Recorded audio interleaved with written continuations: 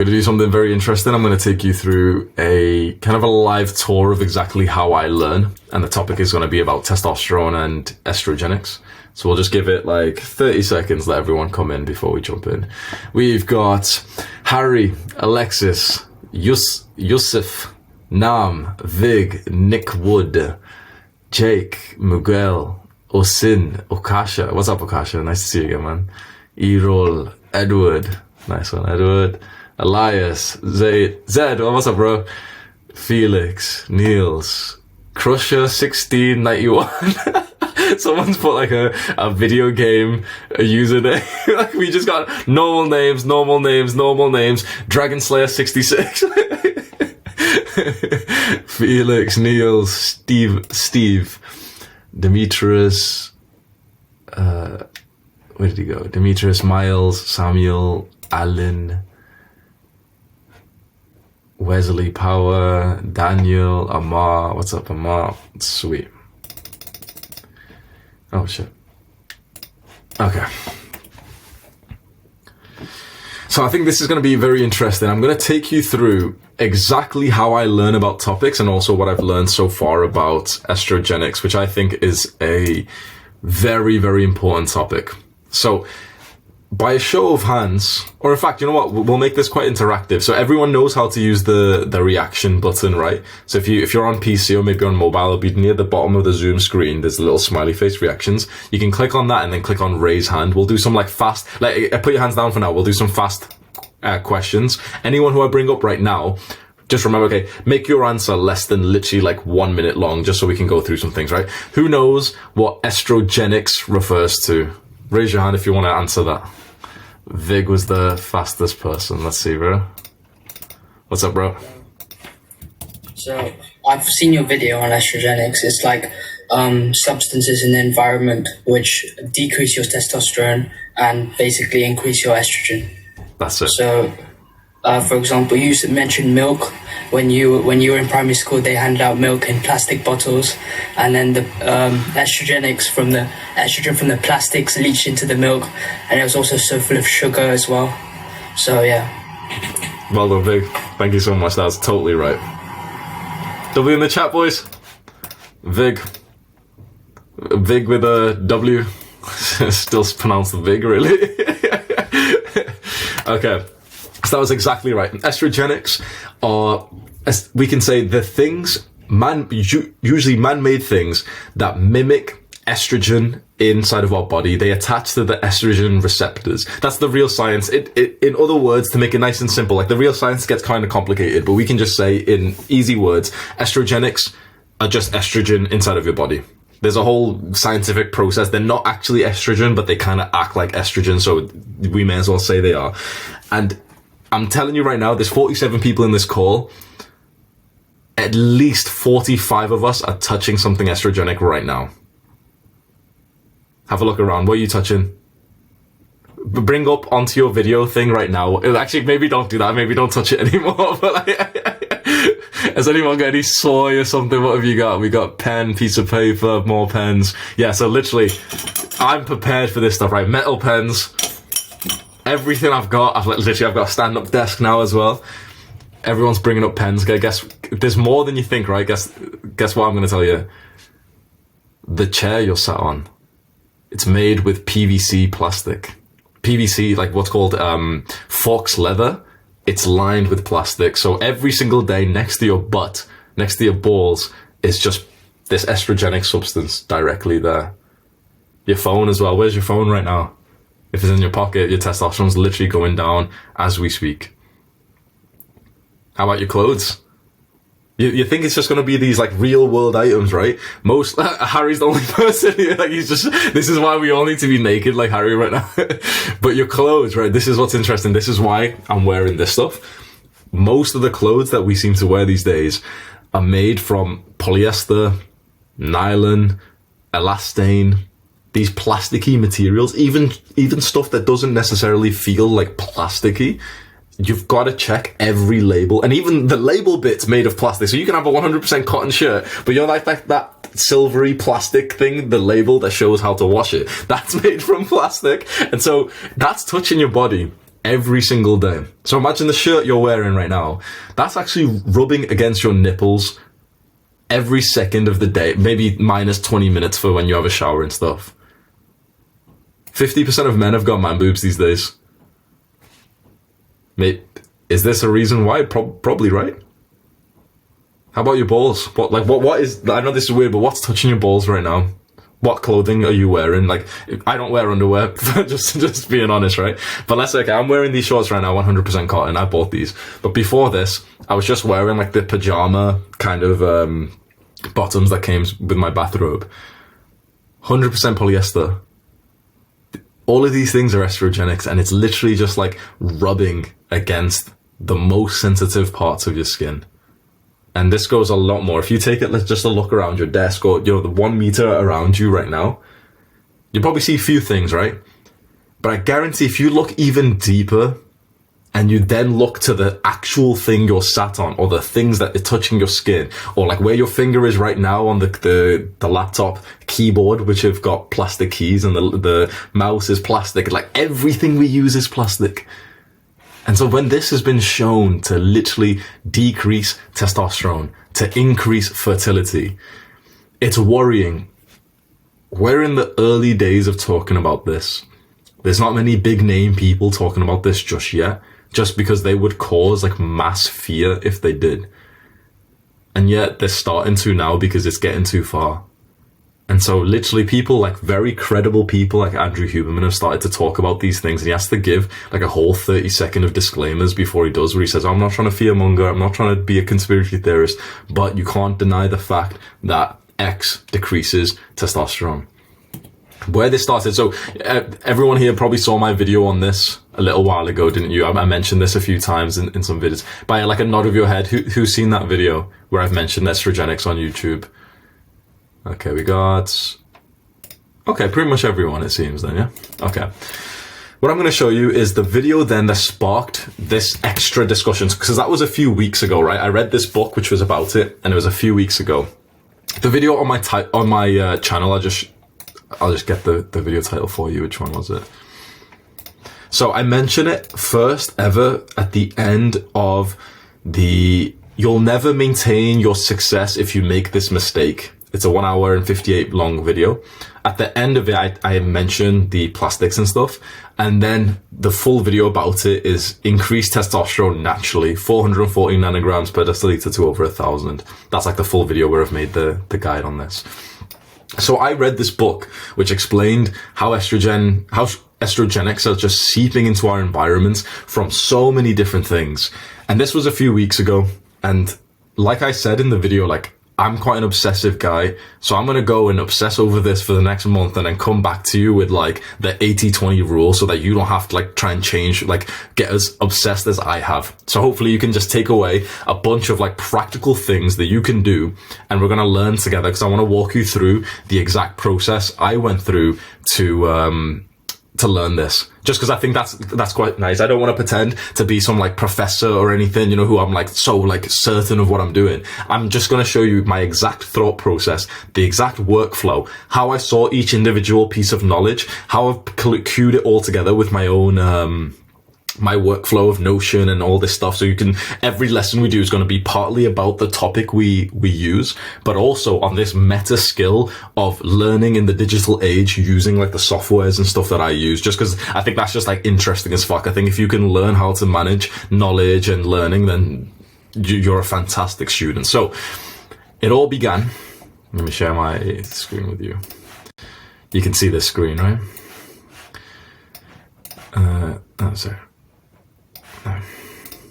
So it all began with the book Estrogeneration. This book here is the starting point. Estrogeneration, How Estrogenics Are Making You Fat, Sick and Infertile by Dr. J. So this is a really good book. I got it on Audible at first. It was just recommended to me. I got lucky that it was just recommended to me randomly. Got it, listened to it, the guy sounded based, and so I got the Kindle as well, started reading it. I was like, oh fuck, this is another thing that I've got to start thinking about. So that was step one.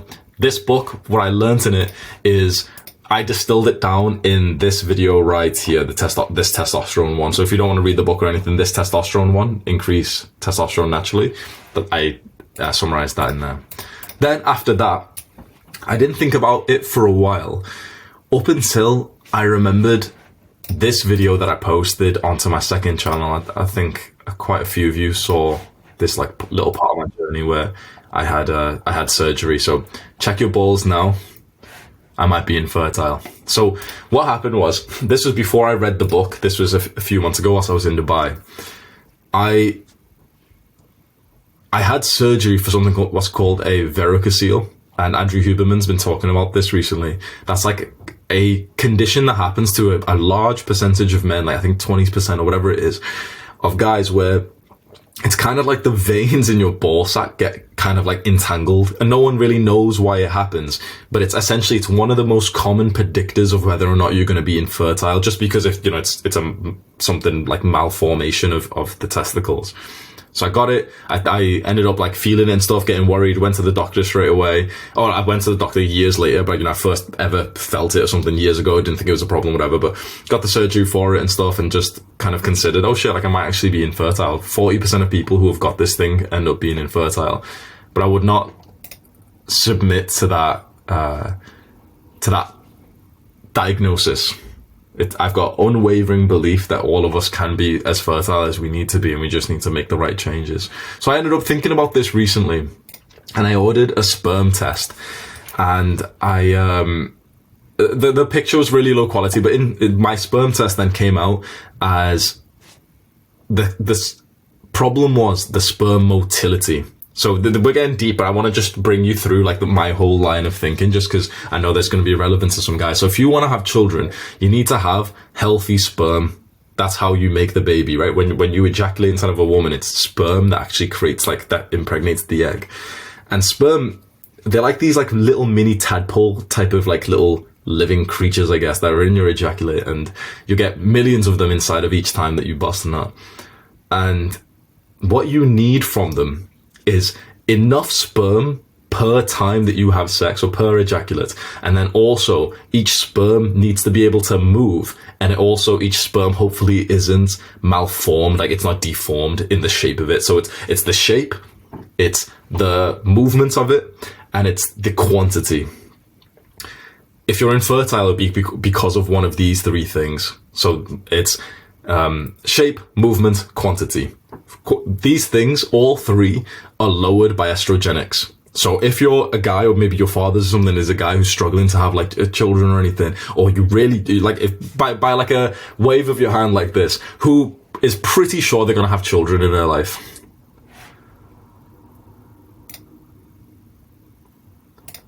Pretty much every one of us, almost every one of us. So these are things you should be aware of, because more and more men are infertile these days, like a scary high percentage. So then this brought me to a part of this book where there's a study where it shows that infertility compounds with each generation because of estrogenics. So estrogenics makes you infertile, and it makes you at this like first contaminant layer quite infertile, right? So they infected fish with some estrogenic, like some substances, you know, the chemicals, whatever. I'm just like distilling it into an easy to understand way, but this isn't pure science or anything. Imagine there's a fish tank, there's a bunch of fish, we put in a bunch of estrogenic shit in there, and about 20% of those fish are now infertile. So everyone do that again. If you want to have children, do that. So there's 4 guys on my screen, including me. One of us would be infertile. On the next screen right now, there's 3 guys. On the next screen after that, there's 2. One of you would be infertile. So if you know a few friends or a few guys from high school, probably more than 2 will genuinely not be able to have children. And that is at first exposure. We're not on the first exposure. So they infected these fish. 20% of them went infertile. They took out the infectant. They put them all in clean water for the rest of their lives. Multiple generations. 20% of these fish were infertile. Most of the fish had children. Okay, sweet. For the next generation, more than 40% were infertile. They didn't even do anything to them. It was just their parents who were exposed for 7 days, maybe months ago. 40% of them were infertile. Of the third generation, 80%. For the fourth generation, they went extinct. They went extinct in 4 generations. We're on about the second generation of major plastic exposure. So how bad it is for us, which is actually pretty bad. Infertility rates are skyrocketing. So this is what I would be doing. If I'm like thinking about this, it's nice to like see some shit like this. Okay, you know, it might not be totally accurate, but about 17.5% of the population are infertile. That was about the first generation of those fish, which we're expecting that this is probably gonna double in our lifetime. 40%, so maybe 1 in 2. So you or your brother is not gonna be able to have children. And you're gonna have to, like, literally, like, another man's gonna have to, like, come in a cup, and they're gonna put that in your wife, and your wife is gonna raise, have some other guy's child, essentially, and you're gonna call it your own. There's 3 different ways for your sperm to be able to impregnate the girl, and as long as you have enough of the sperm count, you can then go through IVF and these different processes. But it starts getting a bit dark at this point. And I know it sounds a bit silly and stuff, but it's like, when you consider this shit, like I was just a few weeks ago, right? I ordered the sperm test, started researching it, and I was like, okay, like sperm analysis, that's what it's called. And then, you know, I started to research it, and I saw it on Reddit. Maybe I can find it was this post, right? I don't know about you guys, but this post just did something to me as I was reading it, because this motherfucker, he compares like what you would get in your data from your sperm analysis from like the people who've got low things to like the guy who's got the rock star, like the donor sperm, the guy who's got really good sperm. And bro, something primal inside of me was getting pissed off reading this, because I was thinking like, there's another guy out there with stronger sperm who might need to like impregnate your wife so that you can have a child with her.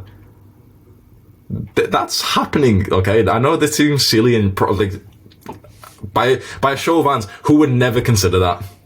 Who would think, nope, fuck that. If I can't have like a biological child with my woman, then we might adopt or we might not do anything, but there's certainly no fucking chance that I'm gonna get like some sperm donor that's essentially my wife's gonna have some other man's child and I'm gonna pretend it's mine. A fair amount. And this is obviously, it's no disrespect to the guys who want to do that, but there's a fair amount there. Because there's something primal inside of you. 100%. It's totally normal and healthy to feel that way. And so now you're beginning to realize this isn't something to laugh about. This is some serious shit, because if you're one of these guys putting your hand up and suddenly your sperm, like the motility's all fucked up, or your sperm, the shape is all messed up, or the sperm count is too low, you better get ready to go find that guy who's got a rock star sperm. I got like black-pilled as fuck reading this post, because this motherfucker just keeps on saying like, oh, you know, the donor sperm numbers. Imagine reading this post and you've got like a lower count, and there's a guy who's got stronger, healthier, faster sperm than you do, and that's who like they might need to use for your fucking. I got black-pilled reading this post, right? For reference, the lowest thing, like the worst thing that I had was what was it? Sperm count was fine for me. My biggest problem was motility, the movement of the sperm, and apparently it's like one of the most important. My brother told me it's not as important as this post makes out to be, because as long as you have healthy sperm but like they're not moving, it can be okay, because obviously you can just implant that using like IVF, using like medical treatments. And 10% of mine were grade 4, moving in the fast direction, which is just about enough, but it's on the way like lower counts. So of the total motility, I think mine was 40. Yeah, so around in between these two here. So it's like there's a bit of a problem. Not once did I actually feel upset by this. So if there's any guy here who is starting to, you know, worry a little bit, I personally have the unwavering belief that we can get as strong sperm as we need. We just need to make a few core changes, which I've done all the research for, and it really comes down to this: is estrogenation. That's something I just wanted to bring up. That's like, you know, because we already know the testosterone argument. We already know symptoms of high testosterone, low testosterone. But when I started to look into sperm, that's when things got a lot more serious. It was no longer about muscle mass, you know, being dominant or anything. Now it was like some primal shit of like, can you even have a child? That's when I started to take it more seriously. I started with this book, and I ended up then just searching, because I really like this guy, so I searched for Huberman sperm. And he has a full, 4 hour and 20 minute long fertility. So to listen to this, right? So I'm gonna take you through the exact process of how I learn, and also, like, you know, so you can listen to the thing is this, right? So with something like this, at least for right now, I wanted some practical steps to take away. This is a very long podcast. So what I did was I didn't actually start listening to it like normal. I go straight down for Huberman. He's always got the timestamps here. I go straight down and look for where he's put tool. Now, a lot of YouTubers or anything don't do this, but Andrew Huberman specifically, this is like probably the most valuable channel on YouTube ever, in my opinion. And he does this all the time. They put tool. So tool essentially for him means practical application. You can do this right now. You just need to watch this video. All of the other bits are like, okay, deep scientific stuff. You need to understand the terms and stuff. And maybe if this is serious for you, you'll want to watch that. But I found the first like tool and I clicked on that and we can watch it. Ovaries are the so-called gonads. The testes, of course, reside outside of the body. There are instances where the testes fail to descend during development. Certainly, if the testes don't descend on time, that's something that doctors need to be made aware of, the pediatrician to be made aware of, because that can prevent fertility. Why would that be? Well, it turns out that the testes reside outside the body in the scrotum because the temperature conditions under which spermatogenesis can occur and under which healthy sperm can be maintained are very restricted and is approximately 2 degrees cooler than the rest of the body. This is very important. Now, I think this is something that used to be discussed a lot more, but isn't discussed so much these days. But keeping the testes cool enough doesn't necessarily mean keeping them cold, although there is a place for using cold exposure, deliberate cold exposure, to improve sperm quality and number, and perhaps even testosterone levels. We'll talk about that a little bit later. But keeping the testes about 2 degrees cooler than the rest of the body is absolutely key. If sperm get too hot, they die. And if spermatocytes, the cells that give rise to sperm, get too warm, well, then oftentimes the sperm that develop are not healthy. Not healthy in a number of ways. Either they can't engage in fast-forward progression, and that is swimming, or they will lack the ability to deposit their DNA contents within the egg. So again, whatever is contained in the ejaculate is going to be a mixture of different sperm qualities, and sperm of different ages will impact the quality, but also the temperature under which those sperm developed is going to impact their quality. And so we're going to get into tools a little bit later, as I mentioned, but just to give you a simple takeaway, if you are hoping to conceive in the next 90 days, right, the spermatogenesis cycle takes 60 days, but then the sperm actually have to migrate from the testicle into the so-called epididymis, which is a related structure, and then into the vas deferens, and then into the urethra, where it can be part of the ejaculate. In order for sperm to do all that properly, undergo that maturation, and then exit in ejaculate in a way that's healthy, or that the sperm is healthy, if you plan to conceive children, or to try and conceive children in the next 90 days, you definitely want to avoid exposing your testicles, that is your scrotum, to elevated temperatures. So that means definitely avoiding hot tubs, definitely avoiding hot baths. Now, a brief hot bath or hot tub or hot shower isn't going to be a problem, although... So I heard this, right? So this is like the first thing. That's one practical thing. Now, he said if you want to avoid having, children in 90 days or something, I reckon we should probably live like this all the time. If something's killing your sperm, by the way, it's lowering your testosterone.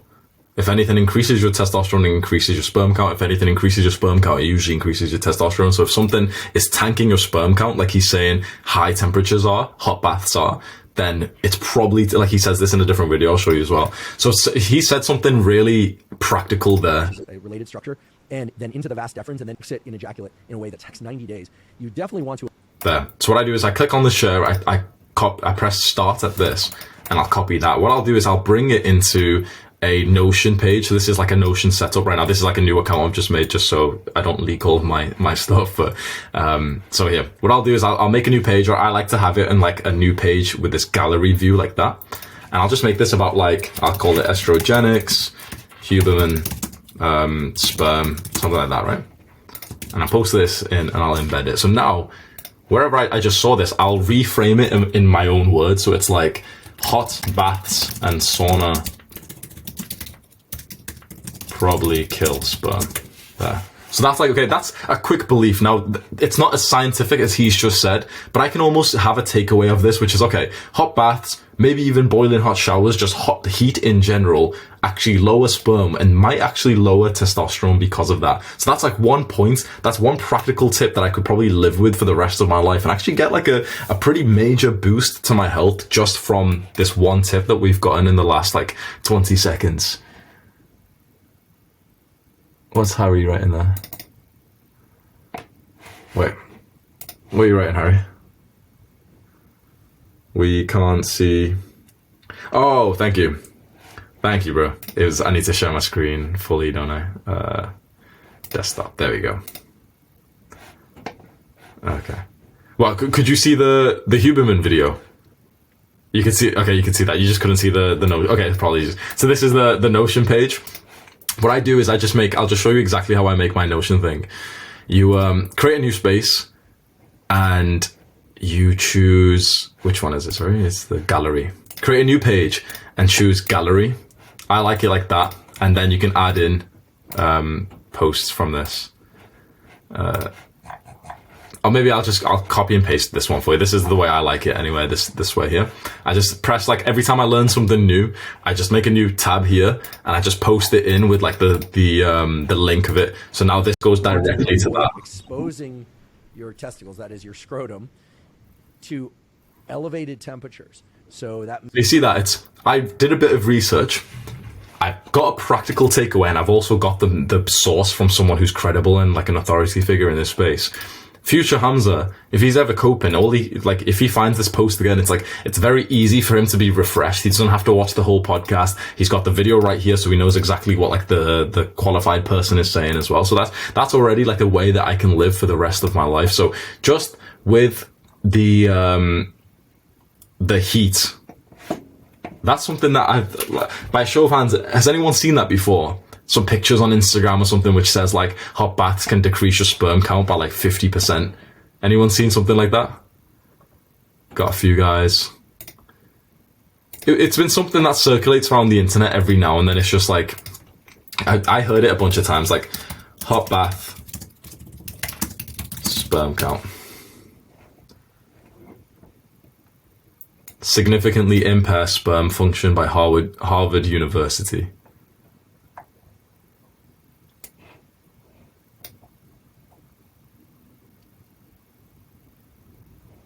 Exposure to warmth caused a maximum decrease roughly 4 to 5 weeks after heating.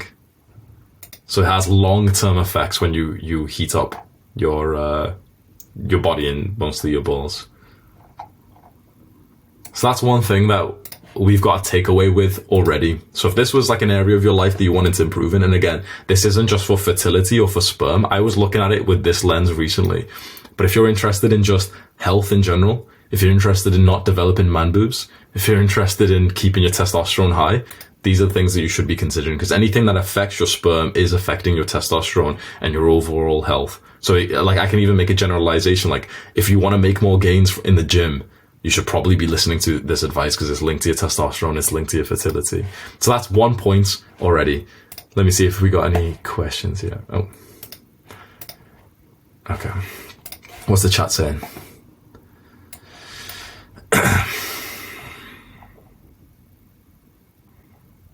Saunas, Huberman says in a different video that he uses a cold pack for the sauna. So he doesn't go in the sauna just like that. He gets like some kind of icy pack, and he doesn't put ice directly on his balls, but he kind of like puts it over his lap. And I do that sometimes as well. Someone said, so no hot showers.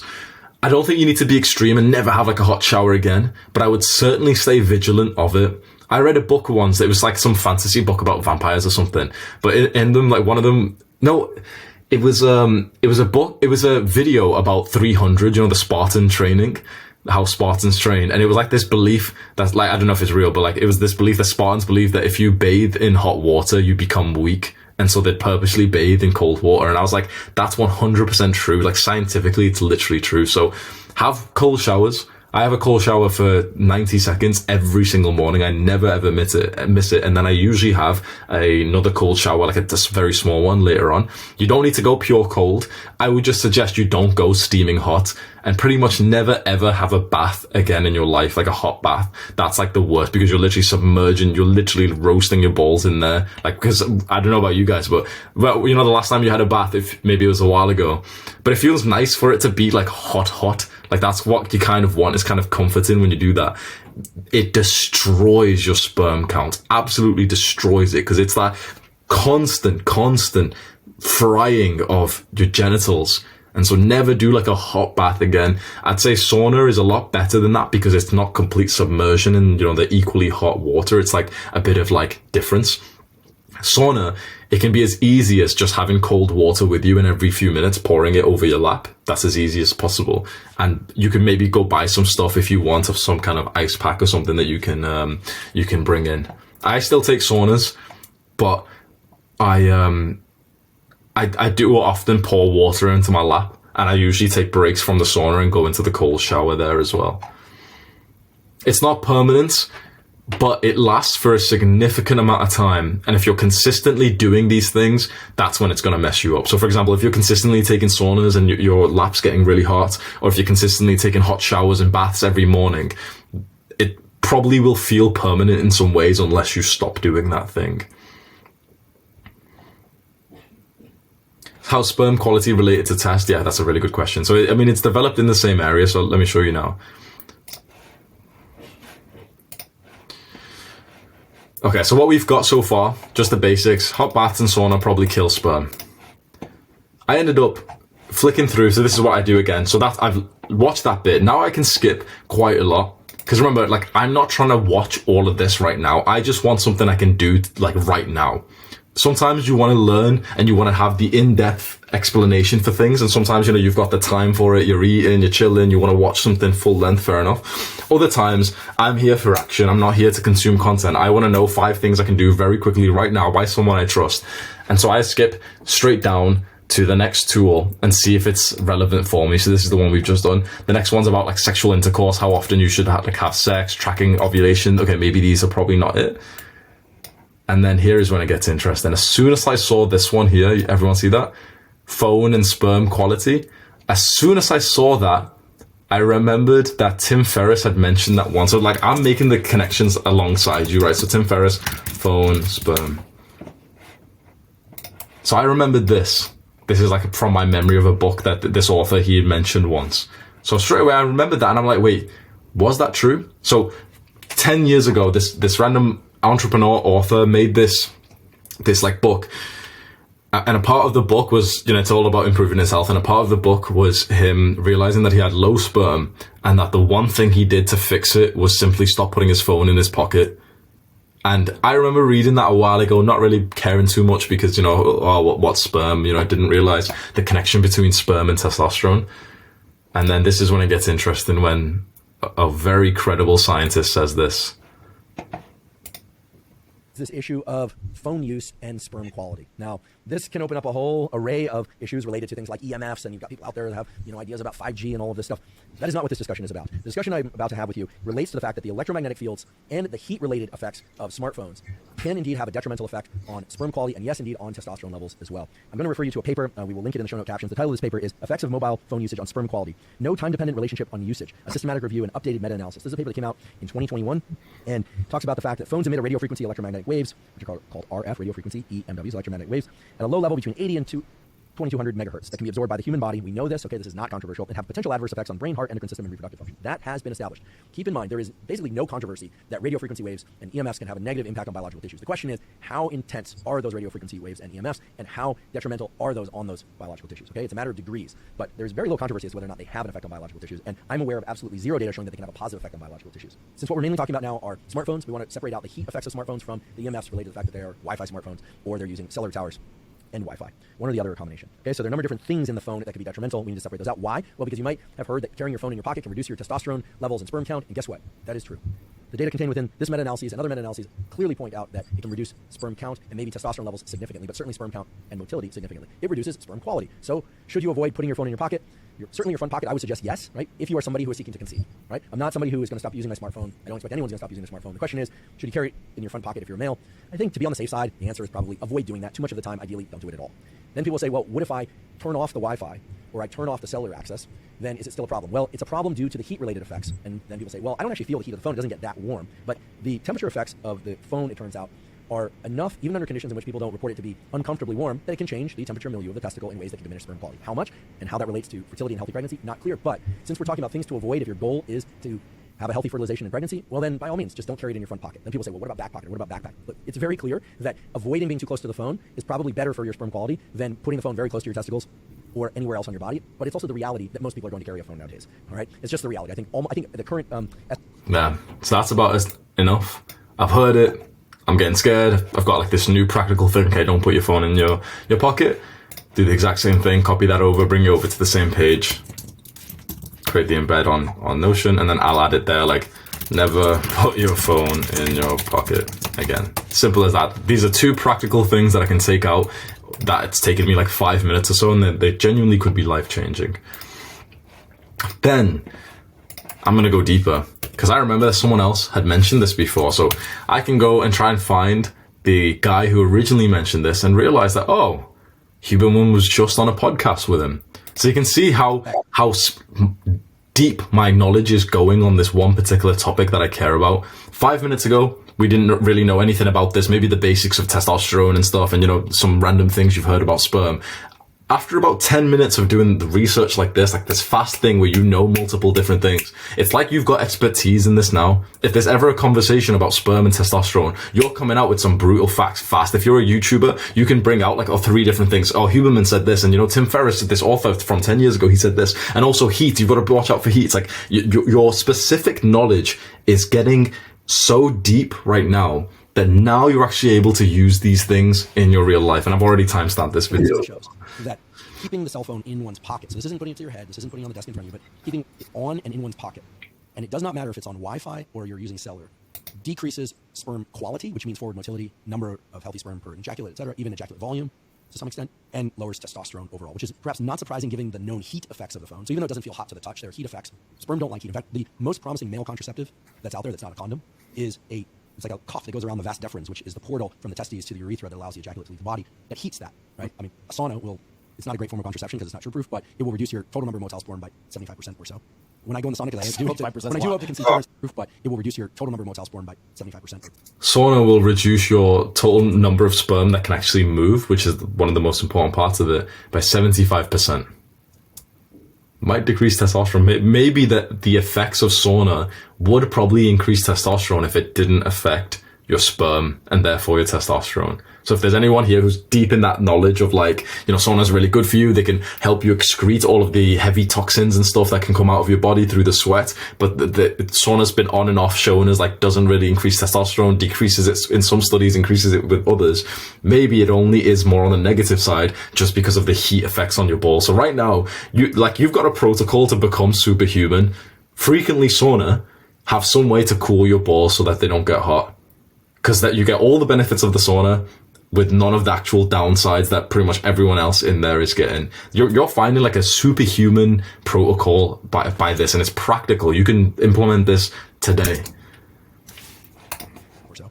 When I go in the sauna, because I do hope to conceive children somewhat, so I wear shorts into the sauna, and I actually put a cold pack at my groin while I'm in there. It's actually, when the sauna is really hot, it makes it a little less unpleasant. It's a little painful, but you definitely don't want to do that on bare skin. I'm chuckling too, but heat is part of the problem with the cell phone, but it turns out, yes, and here people are going to think I'm a crazy person, but they might think that already. The EMFs, that business is real. Yep. Now, is it so real that it's giving us gliomas? Unclear. I'm not going to go there. The data aren't in. But it is very clear that the radiation from phones, the EMFs, and the heat are combining to reduce sperm quality, motility, and overall testosterone. So it's a simple thing. Turn off your phone completely, or even better, just don't put it in your front pocket. If you have to put it in a pocket, put it in your back pocket. Even better would be to put it in a shoulder pocket or a backpack.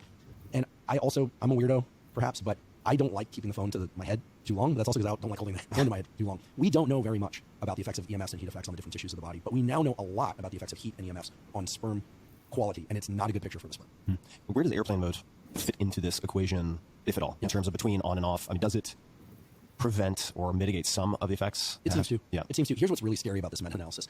Their conclusion is that the total amount of time spent with the phone in the pocket is not a strong determinant, that it's not all or none, but that the threshold beyond which you start seeing these damaging effects is pretty low.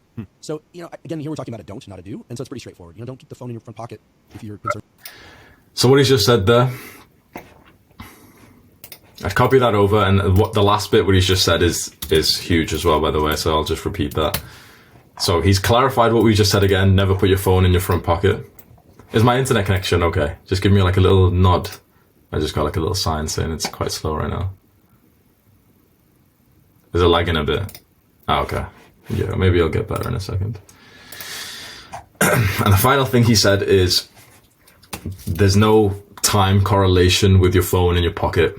So how I'd explain that is like, I'd make it simple, to be honest. I wouldn't try and explain that. I'd just probably repeat, never put your phone in your pocket again.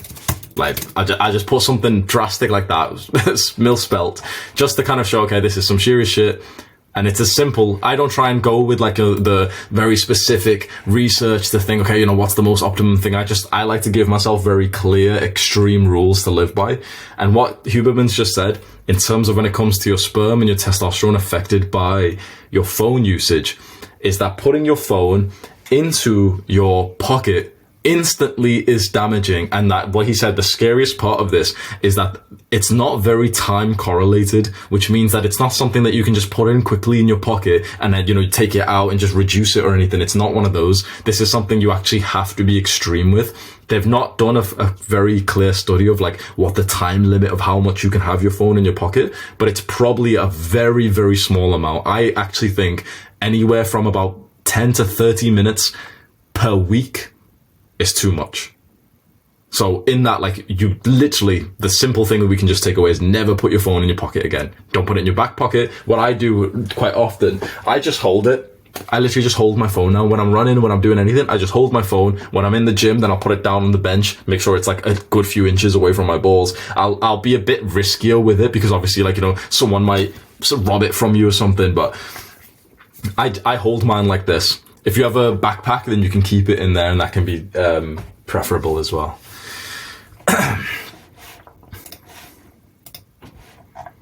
Yeah, sorry, I don't know why my internet's bad. My internet's usually flawless. I don't know why it's being weird today. How is it right now?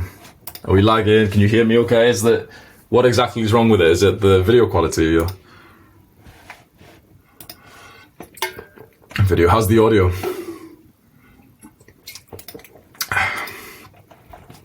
Sound is fine, video's lacking. Okay, we'll go with that. Yeah, apologies for this, but I don't know what it is. It's usually absolutely fine. What about powering off? Yeah, so Samuel's just asked, what about powering off? What if you power off your phone? And Huberman said that could be okay. So if you need to keep your phone in your pocket, power it off completely. He said the airplane mode isn't good enough, by the way. So it's like, not many of us actually do this, but this is when you power off a phone, because I don't know about everyone else, but my phone's pretty much just on 24/7. But when you fully power it off, it's like you have to fully, hold the buttons down and swipe it off and make sure it's completely off. It being like, I keep my phone, you can even see that right there. I keep my phone on airplane mode. See the top right single? I keep it on airplane mode just throughout the day. I don't want to constantly turn it on, turn it off. Airplane mode, Wi-Fi is off, and that's one big thing. Let's go. Let me show you what I've got for this lesson. You see my screen, yeah? So what we've done is these ones. Notion's buggy today, bro. Yeah, bro. And we've done the phone in pocket. We've done that now as well. So let me show you some other things we've got planned. So the mindset I want you to have with this, with estrogenics and with testosterone, we just want to go for the 80-20. You can start to drive yourself crazy, which is what I've done. And I've done this just so I can try and teach you these things in a faster way than I've had to learn them. It's kind of like my full-time job to be our guinea pig, to go out there and try all the self-improvement stuff because I don't have anything else to do. I don't have a proper job or anything. So I can just do this full-time, find out the answers for you guys, and then report back. Okay, here's the things that really work. Here's the best videos that I learned from. Here's the best books and stuff, right? So the mindset is what I found, even though I'm an extreme guy, what I would recommend to you guys and even to myself, what we need to do is just figure out the 80-20. What are the 20% of estrogenics that are affecting us the most, that have the most contact with us? And we just want to focus on those, because if you start to get crazy and you're like, oh man, like my AirPods, they're plastic, I can't wear them again. Oh, this pen is plastic, can't use that again. And this thing's plastic, and you start going crazy. What I'd rather is we go through 5 big things and we just nail them. The phone is the biggest one, the fastest one, because it's just once you get into the habit of not putting your phone in your pocket, you're fine. So everyone here should be, I don't think there's anyone who should be the exception to that. Never put your phone in your pocket again. Do what it takes. Hold it in your hand, get one of those runners armband things, put it inside of your backpack, put it in your girl's handbag and let her get breast cancer or something instead of you. It's fine, bro. So what I do, there's 2 things I do. I hold it. I literally just run and I exercise, I walk and stuff, literally just holding it in my hand, no problem. Or 2, when I've got my backpack, I'll put it in one of the things there. And you can still have your music on and everything as well, no problem. So that's what I do. Phone is done. Let's move on to the next ones. The next things that we should discuss is the things that have direct contact to your skin, or even the things that we can say get inside of your body. So, toilet seats, a very interesting one. I literally just thought, like, a lot of toilet seats are actually made from plastic. Now, maybe a lot of us have got, like, wooden ones, but, yeah, bedding as well is, this one here. Niles, we've got that at the bottom.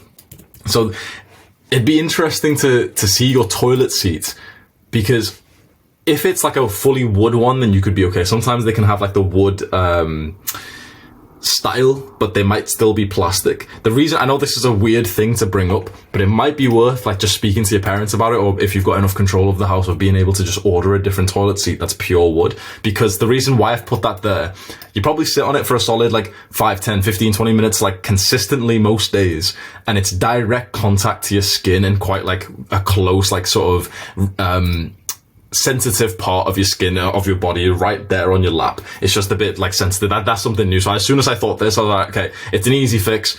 Get a different toilet seat, order one from like Amazon for like £20, make sure it's wood, and you can literally put it in yourself with like a screwdriver, no problem. So that's one done. Shower proof as well. If you use like a lot of the things with your shower, so there's things that are not, Estrogenics isn't just plastics, by the way. Estrogenics are also the ingredients inside of a lot of stuff like soaps, shampoos, and hair washes, and a lot of modern day shit. So I don't actually use really any products anymore. I don't use shampoo. I use a soap bar, which I'll show you now. But a lot of, if you go to a normal shop and you want to buy anything from there in terms of toothpaste, in terms of soap and shampoos, it's going to be estrogenic. You need to buy it from a place like this, which is kind of like these anti-waste, what would you call it? These are like very like organic. They have a different criteria. They don't care about testosterone like these companies. They just care about like saving the planet and stuff. We don't give a fuck about the planet. We just want to have high test. But we can hop on their website. So I ordered these things here. So it's like hippie stuff really, but it's like, so this is a deodorant stick. They don't have any sprays, because literally all kinds of sprays are just going to be estrogenic, as it has to be, right? So these are like 2-3 ingredient deodorants, which is what I use now. The soap as well, for example.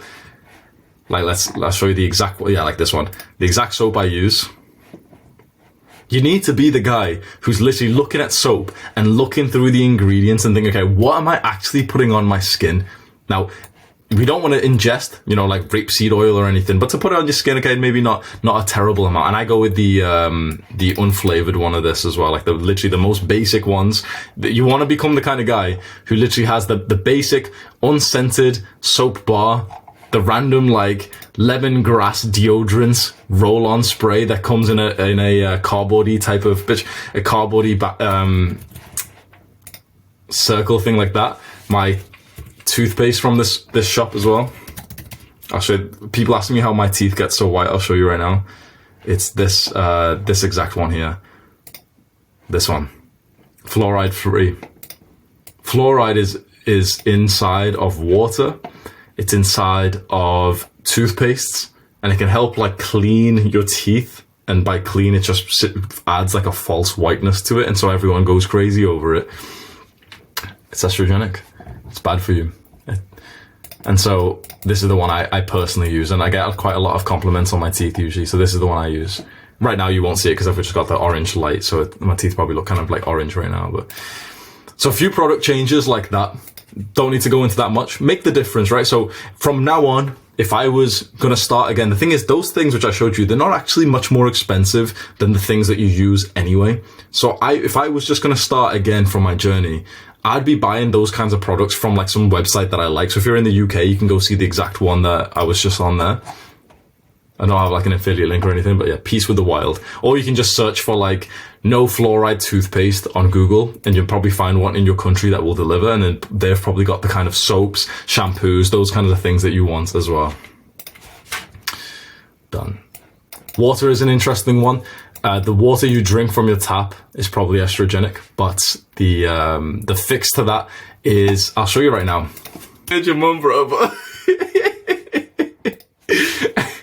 I would understand if you didn't want to mess with the water, like the drinking water. I understand that, although this is a big part of like the contaminants we're drinking these days. It's just the fluoride. So consider getting one of the filters. Consider maybe when you've made like a bunch of money from business at one point, you can add this to like your wish list and think, okay, it's a few $100s. It'll probably be a few hours of like some annoying installation YouTube tutorial I have to find. But once I set it in, that's a major part of the Estrogenics. Is they're actually in our drinking water. Does anyone know why that is? Anyone raise their hand? Why is there such a huge level of estrogenics inside of our drinking tap water? Let's see. Edward, what do you think, bro? It's because, like, when girls take the birth control pill, fucks with their hormones, and then their hormones go in their piss, or their period, maybe, and then that goes in the water system, and then it gets filtered and goes into the taps. Exactly that.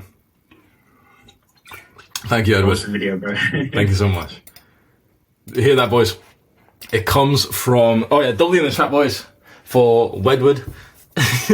That literally, you know why tap water is dangerous to drink? Because a huge percentage of women take hormonal birth control. They take the pill every day to stop their periods, to stop being able to get pregnant, and for some other health reasons. And they literally piss that out. And our water system in pretty much every country doesn't have the kind of filtration system for that.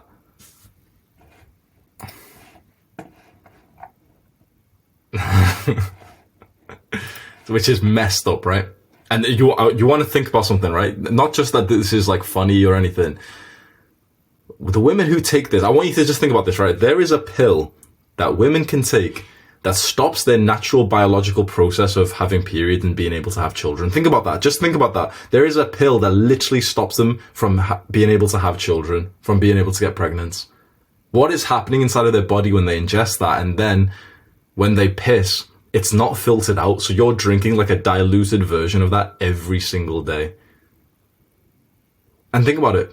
You know what another weird thing is? When you and your wife want to have children and she's still drinking the tap water, she's drinking a diluted version of the pill. And maybe this is a reason why so many families end up having a miscarriage. Imagine that. Imagine like you literally, like you and your wife have literally gotten pregnant expecting this child, and the child ends up getting deformed or literally dying inside of your wife because she's literally drinking contraceptives from the tap water as she's pregnant. This shit's a lot deeper than you think it is.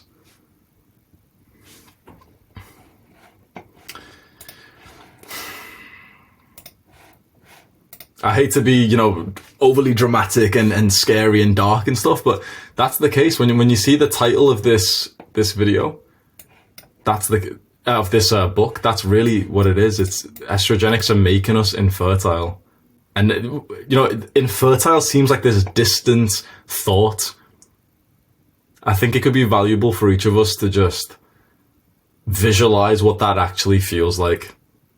Like, visualize like the struggle of like when you're actually ready to have children with a woman that your family have accepted and it's all going great and you just can't seem to get her pregnant and your mother's pestering you. You're a lot older now and family are asking you what's going on, are you having sex and stuff, and you just don't really know why she's not getting pregnant. You go for a test and you realize that your sperm count's all fucked up. Like your sperm are deformed. That's what like the analysis guy will tell you. Your sperm have got two heads instead of one. They've got two tails which are split apart. Your sperm are like twitching in the same spot instead of rushing forward. Or your wife does get pregnant and then suddenly you just lose it and you're just one of those couples who end up having a miscarriage. And your wife effectively gives birth anyway. Like, these things are real. Like, a lot more couples these days are going through some dark shit like this. And there's a big reason for it, and probably, like, what other reason is there really than what's in our environment that affects our hormones? That's why I take this shit very seriously. So we got all these as well. In fact, I probably shouldn't delete these just so we can keep the list ready. There. Next, we've got the clothes that I mentioned before. So, tell the story of my gyno, right? So you want to hear about how I got bitch titties. So when I was like 15, I'm just about to enter puberty, and my nipples start getting sensitive. Like, they start getting, like, you know, quite sore, and I just, whatever, okay. It's just, you know, I'm just a growing man. This is what's supposed to happen. And slowly, my nipples start getting puffier and bigger. And they weren't enormous, and I didn't have, like, massive bitch titties or anything. But certainly there was, like puff and sensitivity developing there. This happens to, I think, about 1 in 3 guys going through puberty, which is a crazy amount. 1 in 3 guys start developing. No, not muscle. Like it was weird because it wasn't even like fat either. I was fairly skinny, which was very unfortunate. So I wasn't fat. I wasn't taking steroids. I didn't even do anything wrong, and I literally still got man boobs, which is the worst combination. Like, if I was fat and I deserved it, okay, fine. But yeah. And who knows why it happened? Maybe estrogenics in the contraceptives in the water, maybe the clothing. But I think a big part of it could have been the clothing that we wear. You see, a lot of clothing is made from an ingredient called polyester, and it'd be worth it right now, or after this call, for you to just do something, to just go to your wardrobe, get a lot of the clothing, and you check, like, you know, the lower side of it, somewhere around here, maybe up near the back. There's usually like this plasticky label that shows you. You probably never really looked at it. Read it, look through the pages, and it'll say somewhere what percentage material it is. And you want it to be 100% cotton or wool. That might be about it. Cotton and wool are natural ingredients from the world. Cotton is like from the plants, and then wool is from sheep. That's it. When it's synthetically man-made polyester, it's estrogenic, and it's rubbing against your skin. It's rubbing against your chest. It's rubbing against your balls and everything. And it's a shame because the best gym clothing is all polyester. You know, like when you imagine gym and sports clothing, like that kind of plasticky feeling, all polyester. What are you saying there, Samuel? What about wearing in gym for shorts? Yeah, exact same. So it's like the gym clothing is very usually polyester. For example, jiu-jitsu rash guards, like the MMA shirts, polyester. Football clothing, polyester. All of them polyester. All of them. If you really want to go to a good level, which I think is worthwhile, I think we should only be wearing cotton clothing from now on, because that's something that touches your skin for about 10 hours a day. Ero, what's that, bro? What is the minimum percent for cotton? I go with 95. So preferably 100, but I think 95% of cotton to like 5% elastane is okay. It's still not 100% ideal, but it's a lot better than like some 80% poly. Like, I had a few clothings that I was recently wearing. They were 80% or 100% polyester. A lot of like the jumpers I liked. Some new stuff that I had just bought like a month ago. Polyester, polyester, polyester. And any jacket, when you think about the feel of a jacket, that plasticky feeling, polyester. All of it. It's like, this is what you see, like that. You can tell the kind of like texture of this with my triceps looking huge. This is like this cottony type of feeling, and the shirt underneath this, cottony feeling. You can just tell. You don't need to, like, it'd be worth, you know, checking the labels and stuff, but in general you can tell these things fast. You don't even need to, like, you know, autistically think, wait, is this thing, if it's plastic, it's plastic.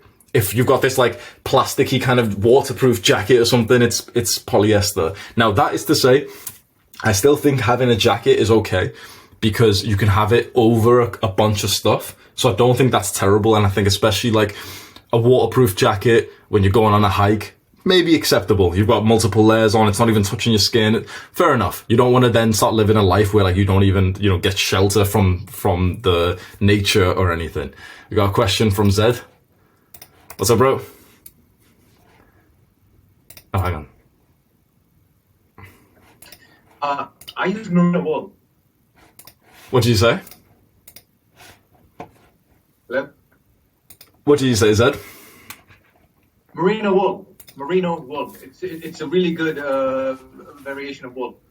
Nice. Is that because you wear the same... Can you hear me? Hear me? Am I like... Oh, man. Am I lagging? I got the audio, but the video is shit though. Only video's lagging. Oh shit, okay. I can hear you, bro. I don't know why my internet's so shit. Okay, so basically, there's a specific wool brand. It's called merino wool. Merino wool is good for hot weather and cold weather, and it's antibacterial or antimicrobial, so it's not going to smell if you wear it for multiple days. It's a great option. Merino wool. Thank you for that, bro. W in the chat for Zed. For wed. Merino wool. Merino wool. Yeah, that's a good idea. So Zed is base. Zed wears pretty much the same kind of clothing every single day, which is, yeah, that's what I do now. Literally just find the thing that you can wear, which has got good ingredients. It's not polyester. It's not toxic. It fits well on you. And then go back to that same website and buy 10 more of that exact same thing. Now you're living like a high value, like a real, like top level entrepreneur who doesn't want to, waste time, you know, with like different outfits every single day and everything. Like, there's a reason why seemingly every huge level entrepreneur wears like the same kind of clothing constantly. It's just you take out that decision fatigue that a lot of other guys have whilst your competition's thinking about getting another haircut, thinking about getting a skin fade, he's thinking about the other clothing, or Nike just dropped this other thing and this other brand's doing good and these trainers are doing good. Have you got the new Air Forces and stuff? It's like you've just saved all that. You wear the same things every single day. Obviously it's hygienic because you buy like 10 different pairs. That's what I would do. Trainers as well is very, very difficult.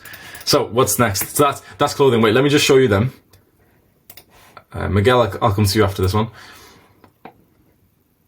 So what you do with clothing, the reason why I think clothing is really worth it for us to go through is because it touches your body and your bare skin, when you really think about it, for hours and hours and hours every day. I think this is part of the 20% that's affecting us. If you've got plastic just rubbing against your skin, rubbing against the skin near where your heart is, rubbing against your balls, unacceptable. Especially for your pants and your underwear. It should be 100% cotton or wool or something like that. It should not be polyester. So what I did, let's see if I still got it here, or simple Google search, men 100% cotton clothing. I went onto the top link, which is, this is the one I've just recently ordered from, and I'll actually show you. I've just got the stuff here. I literally just got the stuff delivered. All soft. Wool, cotton clothing. I'll try it all on at some point, but you go onto these websites that like say that they're all organic, and it's, you know, it's the same kind of thing. It's like they're not doing this for testosterone, they're doing this to save the planet. Again, we don't give a fuck about the planet, we're just here to try and get some healthy sperm and boost our test.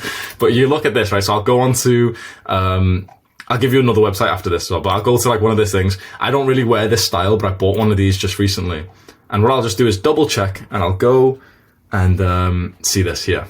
100% organic cotton flannel shirt. Perfect. Let's see, have they got any like normal shirts? Because we don't really like that style. They got printed shirts, jumpers. Okay, sweet.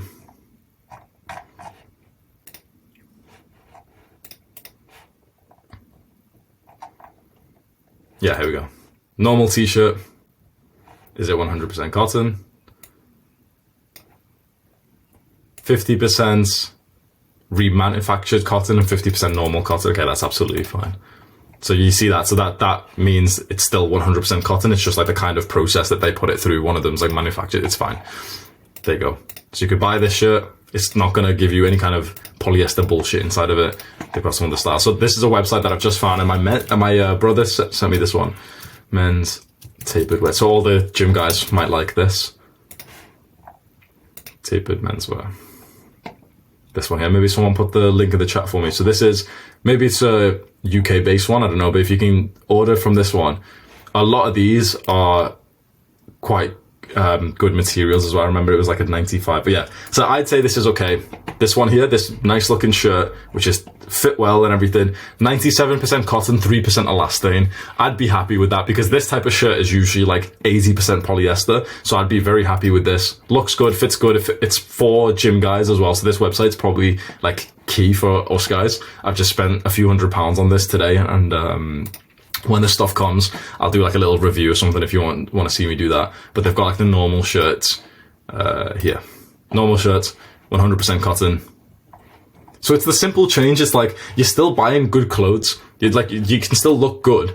And a lot of the clothes here that they've got here is like very fashionable. You can literally like dress better than you are right now, and it's actually healthy for you.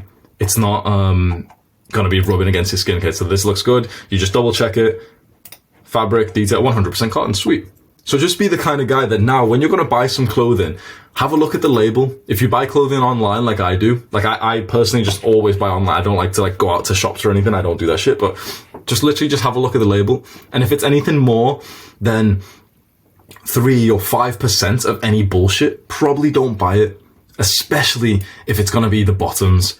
Because if it's going to touch your balls, or even your chest, if it's going to touch your nipples, like, it's probably not worth it, because you can still go and find like whatever thing you like. You could probably find another thing that's very similar to that just by searching like 100% cotton. So there's like this waterproof, I don't know, probably not waterproof, but there's this flannel jacket, 100% cotton. A little bit of an extra search, and you end up finding the ones that you actually wanted. So you don't sacrifice the style, and you do maintain your health from that. Yeah, and I said here, above 95% wool or cotton, I'm personally happy with. Any questions for that section? Miguel, what did you want to say, bro? Can you hear me? Yeah, we can, bro. Okay. I wanted to touch on the undershirts. So let's say like you have 100% polyester, like a t-shirt, but then your undershirt is like 100% cotton.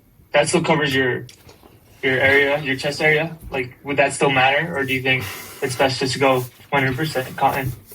I'd still go 100%, because sure, you're covering the most sensitive part, so that's definitely better than doing nothing. But you're still leaving yourself at risk, and a lot of your body is uncovered. If you were going to wear, let's say, a full sleeve cotton shirt underneath, okay, fair enough. That's probably absolutely fine. But then at that point, it's like, you may as well just buy the full sleeve as like as the shirt itself or whatever. Like, you may as well go find the clothing that you actually want, but just make sure it's got the right ingredients. Right.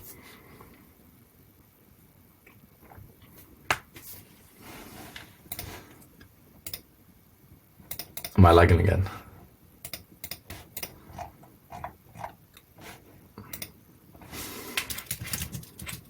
Okay. You let that deep at your point. Oh, man. Like so. Sweet, Miguel. Thank you, bro. Sorry about this, guys. My internet's usually flawless, man. This is so weird. Got peasant internet right now. Is it still lagging right now?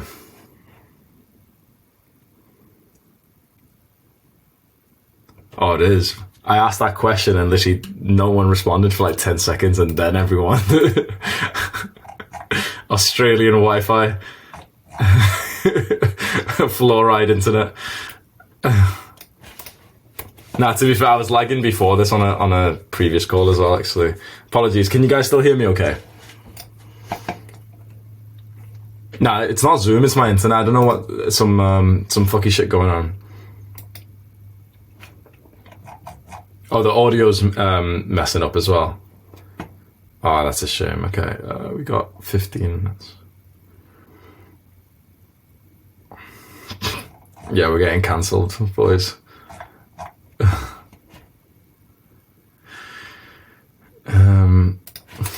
Okay, but we'll continue and we'll see if that can be okay. Okay, if I ask you guys, wave your hand into your camera right now as soon as you hear this. Okay, that's okay. That's okay. There's like 2 seconds. That's okay. We'll go with that. Okay, next thing is, this is an interesting one which I've not seen anyone else mention, but your chair. So I was looking for a new gaming PC. I'm not leaking my address here, am I? We're good. Like I said, but if anyone turns up and tries to, oh, but Hamza, you know, you saved my life, bro. Like, if anyone shows up to my address, I will knock you out. Don't do it, bro. Send me a letter. That's fine. Send me a message. I saved your life. Okay, sweet. You show up to my address that you're a grown man and I'm a grown man, bro. Like, you'd be okay. So I was searching for a computer chair recently because mine was all broken up, and I saw this exact one. And, you know, I'm just looking at it. Okay, sweet. Yeah, looks like a really good chair. What's the, and I ended up searching for the ingredient there. You see, I think if you're very interested in what we've been discussing today, you should be the kind of guy who, whatever you're buying new, you start to look for what it's made from, the materials and ingredients. PVC leather. I was like, just as soon as I heard that, I was like, okay, that doesn't sound good. Why couldn't it just be leather? Like, kill a cow. I don't care about climate change or anything. PVC leather. Polychloride. And then what you can just do, search it and add this word to it. PVC leather, estrogenic. This is what I do. So when there's a random word that I don't understand in terms of ingredients, I just search onto Google with estrogenic. And I can usually, like, I don't understand a lot of these things, but usually you can just see synthetic leather made from PVC. Estrogenic. It might not be, you know, there might be future research that shows us actually the PVC leather has different chloride molecules or something, but it's like, I'm happy with just going with this and not risking it. Do you know what I mean? It's like, okay, well, there's plenty more that I can go through, so it's why would I go with that particular one? We go to a different one. Now I'm thinking, okay, now they all look kind of the same, so does this have the same kind of one? Some of them on Amazon especially won't actually go through the materials of it. Fox leather, okay, well, what's that made with?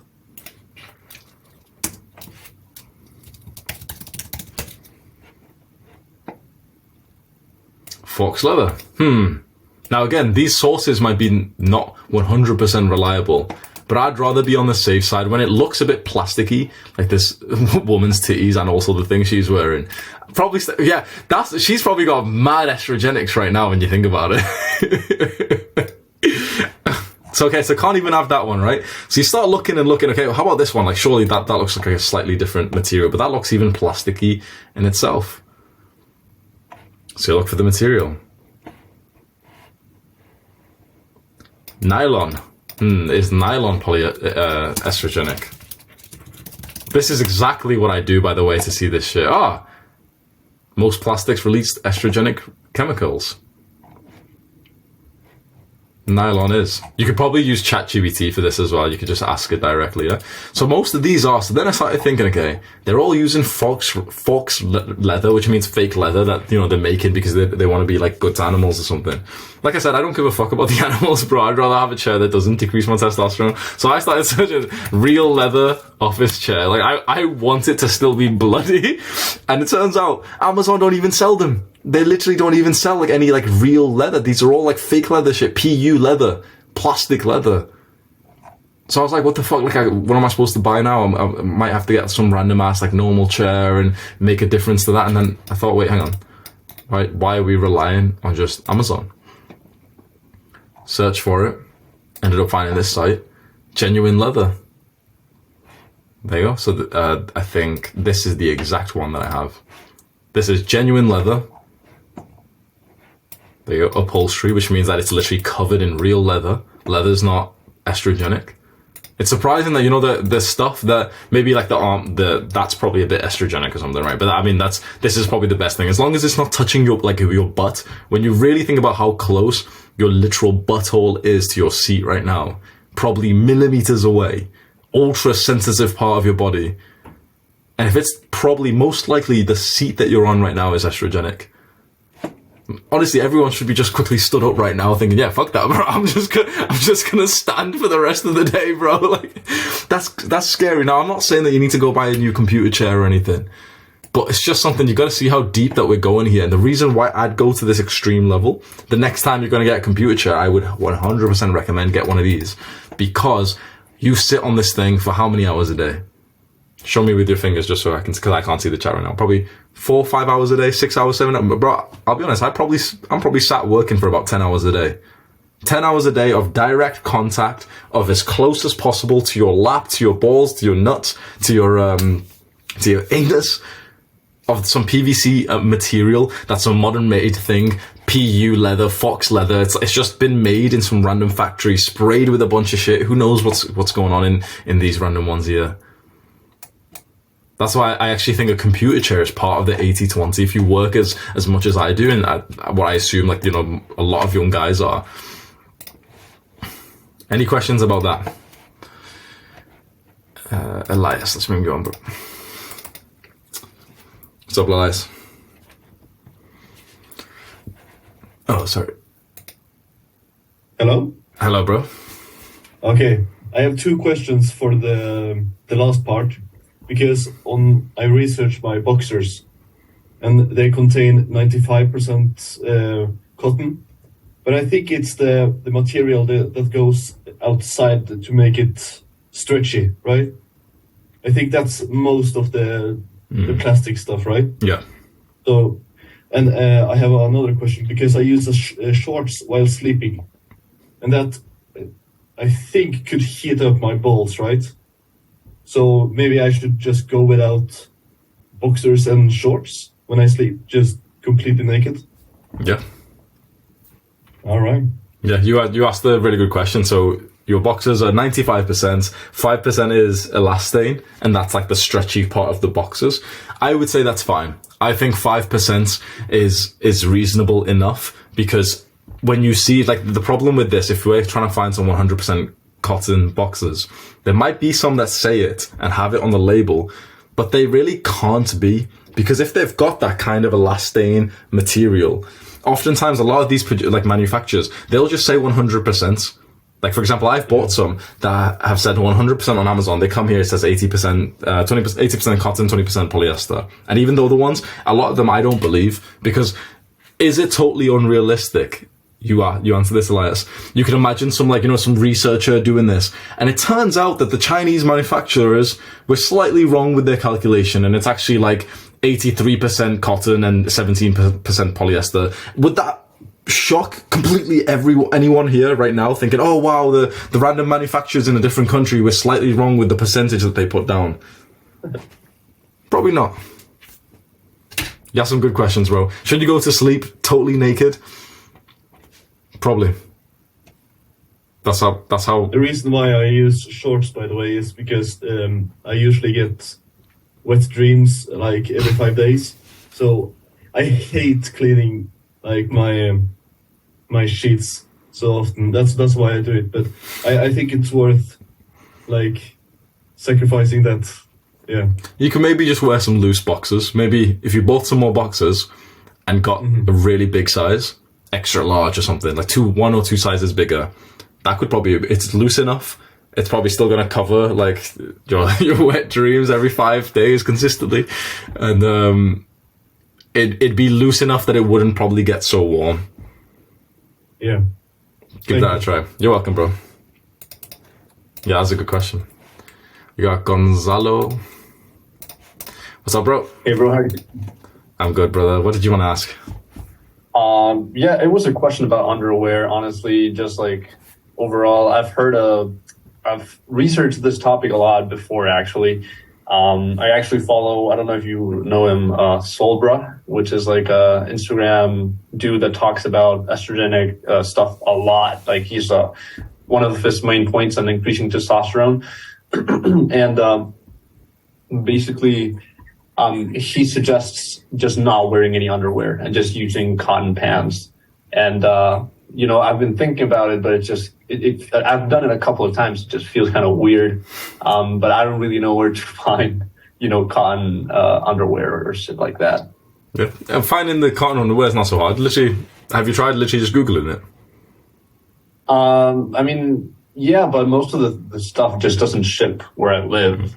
I guess I just need to find local, manufacturer or something, because I'm in Peru, in South America. Okay. Yeah, I'm not too sure about different countries, but for the UK, we literally just Google 100% cotton pants, shirt, whatever, and there's some good websites here that are all quite local, and so they'll deliver here in a few days. For your situation, if you can't, maybe try it just anyway. See if you can get anything delivered or anything like that. And if you can't, maybe go on a bit of a search. You go to the local market, you go to some superstores and just have a look. I reckon if you look at 10 pieces of clothing, one of those will be 100% cotton. Sure. And something I want to say as well, definitely sleep naked, bros. It's the best, it's the best thing, bro. Like, honestly, my sleep has gotten so much better from just sleeping naked, and it's just like very comfortable. So just do it, bros. 100% exactly. Recommend. Nice one, bro. Thank you, Gonzalo. Right. W in the chat, boys. Sleeping naked. Let's see. We're almost got through the list that I've got here. So that was, so we also have then, so that was the clothing, the chair, sorry. and we have the bed. So this is another part of the 80-20. I'll post this entire link, this entire list. So these are just the things that I think we should prioritize. And so the bed is one of them. The bed sheet duvet, and I also will say pillowcase. So these, again, it's what is that? 7, 8 hours, 9 hours, every single night for the rest of your life. You may as well put in the small amount of effort to just stay consistent in always having cotton. And it's literally just as simple as going, I won't even show you this, but just go onto Amazon, search for 100% cotton sheet, 100% cotton duvet, pillowcase, because you're sleeping on it. And especially by a wave of your hand, who sleeps like shirtless here? Very common for guys, right? Very common. Well, you're touching that shit for 8 to 10 hours, bare skin. May as well, right? Because it's literally a lot of these differences, by the way, they're all the same price. Like the fluoride-free toothpaste, the same price as normal toothpaste. The cotton bedding, same price as the polyester shirt. So it's like you lose nothing other than just gaining your sperm and your testosterone. That's sick. There's no loss in doing this. It's just that you have to like get into the system of doing this for the next, like, you know, the next time you're going to go buy something, you've got to just look at which one it is. And then after that, it's like you can just keep buying the same thing. So I don't think about like toothpaste. I just buy like 5 of those little bottle things that I've got, and they last for months. The same with soap, the same with clothes. It's like I have a few websites where I buy clothes from, and I don't need to overthink it because that website is purely like non-plastic. So after you've done that little bit of the, you know, the transition period, it's the same price. It's as easy to buy that stuff as it's not, you know, as it is to just buy something random from random stores. And you're just saving your testosterone. And then we've pretty much covered the other 3 here as well. So that this is the 80-20. I'll post this text, this little list into our school just so you can see like the quick list. And we've got about 5 minutes. Let's go through some quick question rounds. Let's make these quick then so we can just get through them. What's up, Jonathan? Hey, can you hear me? Yeah, we can. What's your question, bro? I actually don't have a question. I made a post in Adonis School of a bunch of links for resources for everybody, so you can find like plastic-free stuff, 100% cotton clothes. There's underwear that doesn't have elastic in it, so it's 100%. So, and water and all sorts of stuff. So guys, go check that out. Thank you. Fantastic. Thank you so much, Jonathan. W in the chat, boys. Valuable contribution right there. We got Nicholas. What's up, bro? Okay, I'm kind of like a chair guy, so most of the time I just spend like my time on chair. And my question is like, full cotton blanket, if it's gonna actually like help me, you know, if I just like put the blanket on my chair, like, is it actually worth it, or should I like buy like a whole new chair? Yeah, do that. Don't buy the new chair. I just get the whole cotton blanket, drape that over, maybe a cotton towel, and just mostly for what you sit on. For your back is also nice, but I would like to have like an inch away from like my butt and my anus, my balls and everything. Easy fix. Don't need to buy a new computer chair just yet. Yes, and also I would like to ask you, like, I couldn't anywhere find like trainers that are like 95% cotton and 5% elastine. So like, is it actually worth it, like having them on me? Like, is there any like health risk? You know, like, I'm not sure if it's worth it for me to even like have them. Yeah, I haven't found the solution to trainers yet, so I'm not too sure. So just keep using the same thing you're using. Maybe just make sure your socks are cotton or wool, and then at least you've got one layer of protection. Okay, thank you very much. Thank you, Nicholas. That's a really that was a really good question, actually. Trainers we wear for a good few hours a day. I'll show you the shoes that I wear. You can get leather shoes, actually. That was a good recommendation then. So this is the company that I personally buy from, but I'm pretty sure they're like plasticky kind of material though. I'll show you. I like barefoot shoes, so they don't look as nice, but they're a lot better for like your feet health and your joints and stuff. I wonder if it doesn't actually say what the ingredients are, I think.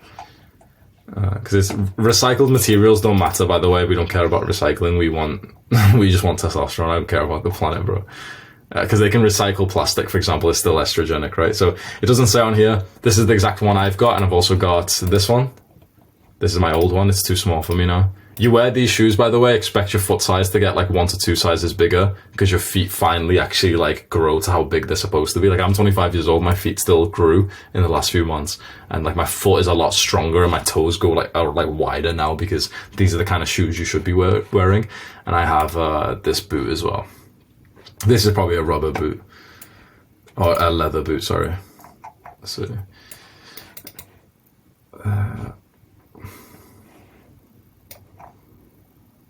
Yeah, leather. Yeah, I'd go with that.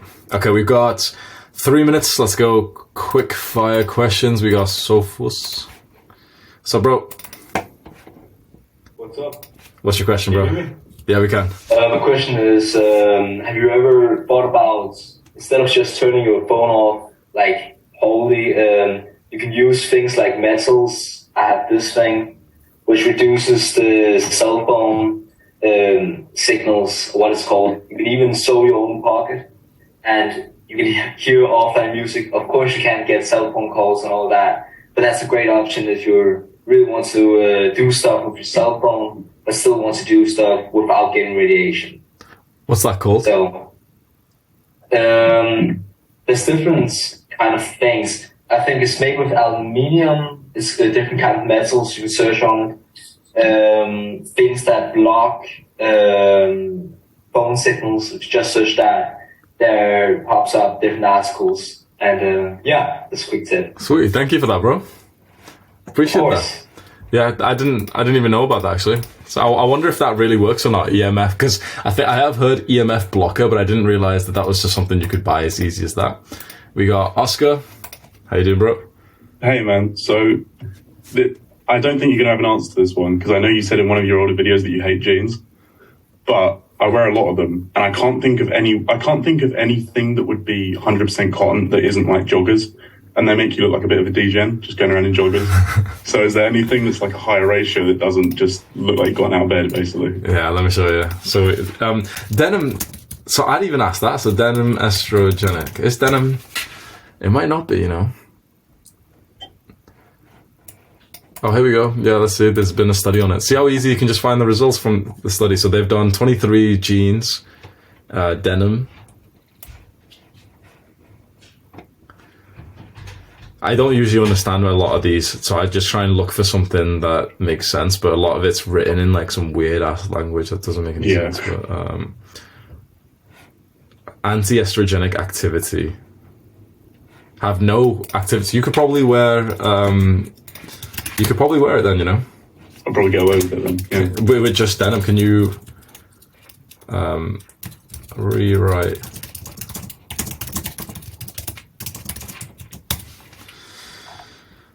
I didn't know you could do that. That's mental.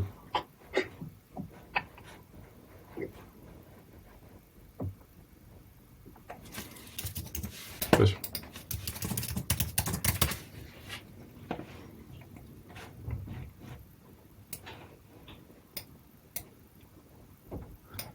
Block estrogen. That's interesting. So you might want to rub all of that around. You get me one as well, bro. You might want to change your opinion on that one, right? Yeah, I might start wearing jeans actually. That's exactly what we need within the month. So that's interesting. So is denim estrogenic? Whether it's been treated with dyes that have the estrogenic properties.